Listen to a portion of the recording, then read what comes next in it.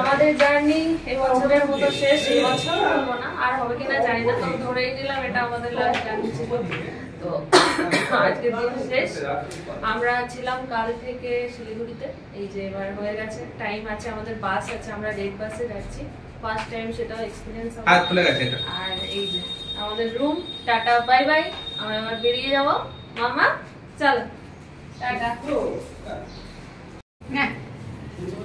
আমার মামা রেডু হয়ে গেছে, রেডু। আর এই যে হংকং মার্কেটে যে ক্লিপ, এই তো হংকং মার্কেটে যে ক্লিপটা কিনেছিলাম আর গার্ডারটা এই যে বেঁধে দিয়েছি আমার ননাইকে। টাটা কই দাও মা, টাটা টাটা।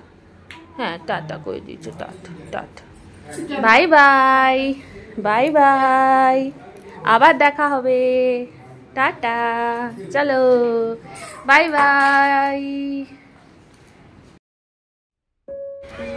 আমরা চলে এসেছি বাস স্ট্যান্ডে, আর এই প্রথমবার আমরা এরকম বাসে করে যাব, তাই একটুখানি নার্ভাসনেসও আছে, তার সাথে সাথে একটুখানি এক্সাইটমেন্টও আছে।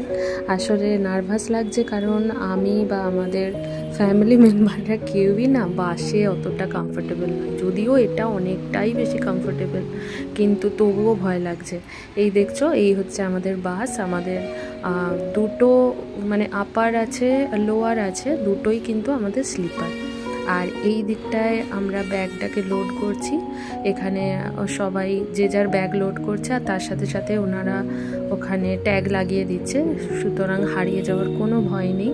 ট্যাগের সাথে সাথে তোমাকে একটা টিকিট ওই ব্যাগের সাথেই ম্যাচ করে যে কুপন, সেটা তোমার হাতে দেবে, তুমি যখন নামবে ওই কুপন দেখালে তোমাকে ব্যাগ দিয়ে দেবে।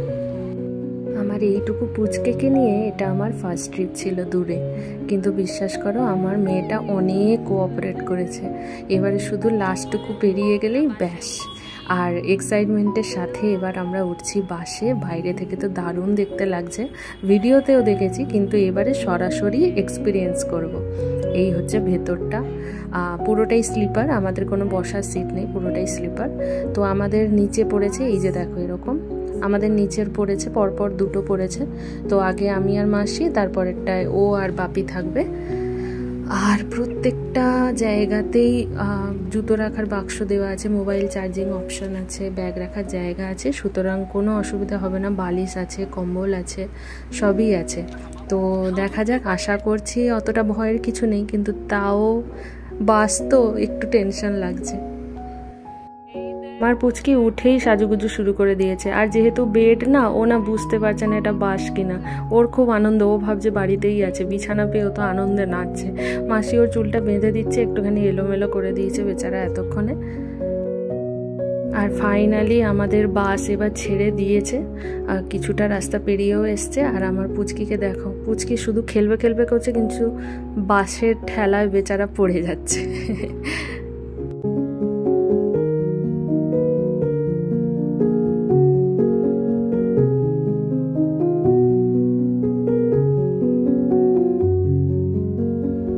যাকে চলো, আমরা অনেকটা রাস্তা পেরিয়ে চলে এসেছি, আর আমরা সবাই এখন ঘুমিয়ে গেছিলাম। আমি মাঝে উঠে ভাবলাম একটু শ্যুট করি। দেখা হচ্ছে কাল সকালে। এখন বাজে 7:10 মতো, আর আমাদের বাস একদম রাইট টাইমে ধর্মতলায় পৌঁছে দিয়েছে। আর আমি ঠিক আছি, কিন্তু সবার একটু মাথাটা না ধরে আছে, স্পেশালি ওর বাবা তো বমি করেই ফেললো বেচারা। ওর আসলে বাস একদম শ্যুট হয় না, যদিও কমফোর্টেবল ছিল, বাট তাও হয়তো একটা বাসের ঝাঁকুনি অনেকটাই বেশি, ট্রেনে যেটা কমফোর্টেবল অনেক বেশি। আর এই যে আমার পুচকিকে দেখো, ইনি সারা রাত ঘুম দিয়েছেন বাসের ঠেলায়, এনারকে নিয়ে কোনো অসুবিধা হয়নি, ইনি এখন গা হাত পা ঝাড়ছেন, বুঝলে। তো চলো, ফাইনালি আমাদের জার্নি এখানে শেষ হলো। এবারে আমাদের গাড়ি আসছে, চলে যাব সোজা বাড়ি। দেখা হচ্ছে পরের ব্লগে, চলো টাটা।